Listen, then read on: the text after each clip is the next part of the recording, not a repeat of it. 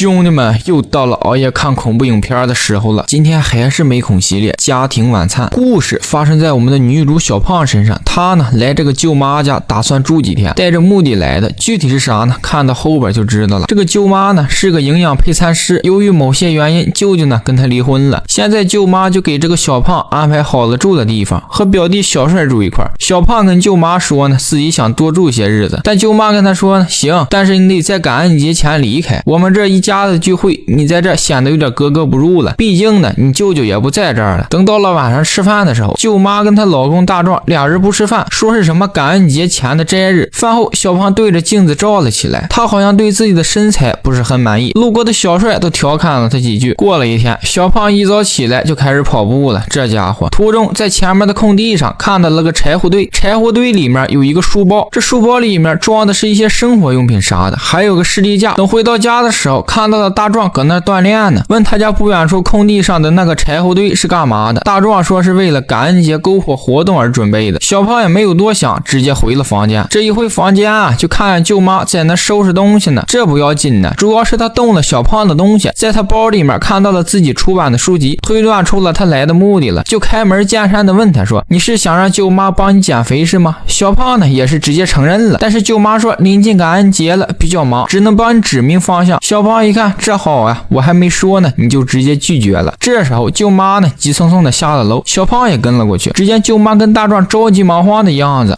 原来小帅丢了，找不到了，房里房外都没找到。小胖突然想到早晨看到那个柴火堆里面有个书包，应该就是小帅的，他应该就在附近。果不其然，很快就找到了他。等回去之后，舅妈非常感谢他，围抱他，答应手把手带他减肥，并且告诉他可以多待几天，感恩节呢也可以待在这里。等到了晚上吃饭的时候，减肥呢也就开始了。一桌子4个人，3人不吃饭，就在那看着小帅吃。夫妻俩是忍得住啊，小胖呢忍不住了，寻思减肥也不是一点东西都不吃啊，好歹给我根黄瓜或者来根西红柿吃啊。没办法，只能随着舅妈来。饭后量了量体重，同时舅妈也给他下达了命令，告诉他说一定要认真对待减肥这件事，不能半途而废。如果要是让我知道了你偷摸吃东西的话，那我就不管你了，收拾东西赶紧回家吧，自己减去吧。小胖答应了舅妈提出的要求。等回到房间后，小胖准备睡觉，等这么一掀开被呀，发现床上有只端了头的老鼠，给他吓一跳。闹了半天是小帅整的，这小子也有点问题。小胖问他是不是你弄的，而小帅呢冲他做出了国际手势。过了一天早上，小胖看到小帅吃的是真香呀，自己有点受不了了，那怎么办呀？转移注意力呗。在外面刚坐了没一会儿，舅妈把他叫进来了。咋了呢？那个士力架跑他书包里边了，而且成空袋了。我靠了！小胖寻思这士力架之前不是在小帅书包里吗？怎么跑自己包里边来了？小胖就解释到说是小帅吃了放的，但是舅妈不听，解释就是掩饰。不过好在小胖的苦苦哀求下，舅妈饶了他，给了他一次机会。然后等小胖下楼的时候，他看见了小帅，哎呦我去，眼睛紫了一块，好像是让人揍了。于是小胖就在晚上吃饭的时候就问小帅的眼睛是怎么回事。大壮说这小子不小心摔了一跤。饭后量体重的时候，小胖质疑起来了，他认为小帅眼睛那块不像是摔的。舅妈一听笑了，那肯定不是你打的呀，我是他亲妈，即便他犯了错，我也不可能打他呀。至于大壮呢，小帅早就接受他了。小胖呢就这么迷迷瞪瞪的睡了。半夜呢，他可能是按耐不住了，下床来到了楼下，偷偷的打开了冰箱，一看呢，里边空空如也。没一会儿，大壮来了，他呢好像对小胖感兴趣，就在要对他图谋不轨时，不料被小胖一刀戳在了腹部。好在刚才发生的事只是噩梦。睡醒起来后，大壮吃完早饭，准备带小帅打猎。看得出来，小帅不是很情愿，而且小胖也怀疑小帅眼睛上的伤就是大壮弄的，放心不下，就主动的说自己也要去。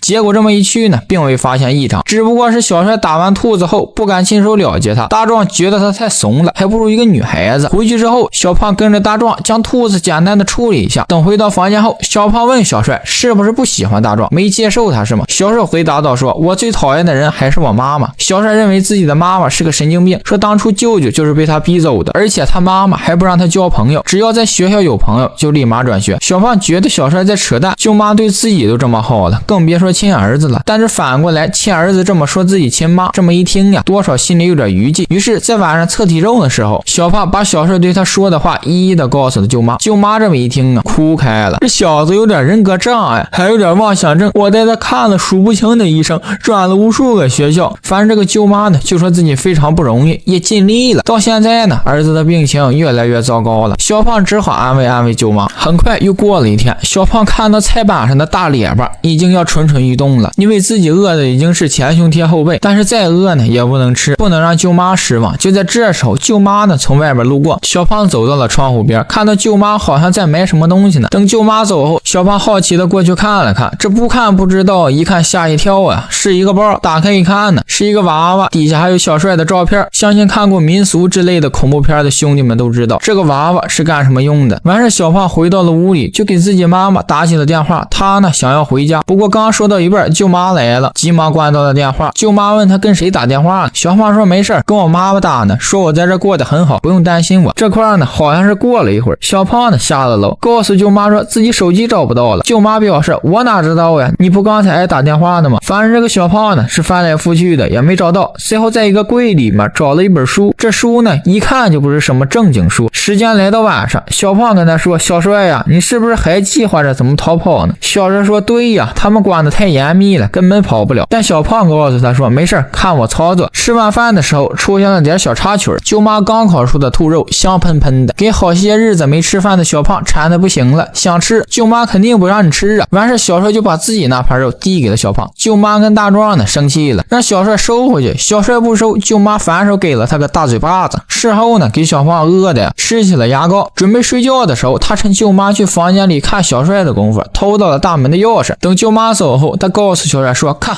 我拿到钥匙了。俩人呢准备6点起床逃跑，因为这个点出发，跑到市区正好可以赶上高铁。就这么的，俩人入睡了。很快到了早上，这太阳都晒屁股了，小胖醒了，一看我靠了，8点了，小帅呢人还没影了。小胖一出去看见掉落在地上的锁，就知道小帅丢下自己跑路了。他这都跑了，小胖呢也按耐不住了，就找到大壮说能不能送我回家呀，我想我妈了。大壮呢同意了，让他收拾行李。收拾的过程中，小胖意外的发现了自己的手机，完事他就给小帅发了个信息，问他为啥要丢下自己跑路呢？小帅呢这块也挺不是东西的，你说用侮辱性的语言骂他就算了，还朝他竖起了国际手势。小胖这块可能是被小帅骂的话给刺激到了，完事就找到了大壮，说自己先不走了，再待些日子。夫妻俩呢好像是放开了，小帅呢就想待着就走吧，我也不管了。很快又到了感恩节这天，仨人围着桌子说了一堆话，完事就开始吃饭了。饭后小胖在床上躺着翻来覆去的睡不着，一起身就看到了掉落在地上的小刀，这个是小帅的，按理说他逃跑的时候应该带着，万一要是被发现可以当做防身武器，这就奇了怪了。于是小胖打开了手机，看着自己与小帅的聊天记录，很快就发现了不对劲。他点开国际首饰的照片，仔细这么一看呢，这背景怎么是家里的仓库？完事小胖就来到了仓库，接下来的场景让小胖大吃一惊，原来晚上吃的肉就是小帅身上的。与此同时，大壮也出现在了他的身后，安慰着他说，明天我会报警说小帅失踪了，同时也给你送回家，你呢就当没看见行吗？小胖一看呢，这一家子都是变态，于是他先假装离开，然后再趁其不注意连着捅了大壮好几刀后就开始往外跑。舅妈呢也追了上来，小胖跑到了柴火堆那边，此时他心生一计，等舅妈赶过来时看到了小胖的衣服在里面，就开始倒汽油想要烧死他，但是令他没想到啊，那真是小胖的衣服呀。小胖出现在了舅妈身后，往他身上倒了汽油，最后一把火点燃了舅妈。接着天亮了，大壮呢也奄奄一息了，小胖累得瘫倒在地。电影到此结束。到最后电影里边也没有直接告诉我们这一家子葫芦里面到底是卖的什么药，但是可以推断出这个舅妈呢肯定是什么教徒整的献祭之类的东西，最后呢把小帅给吃了献祭了。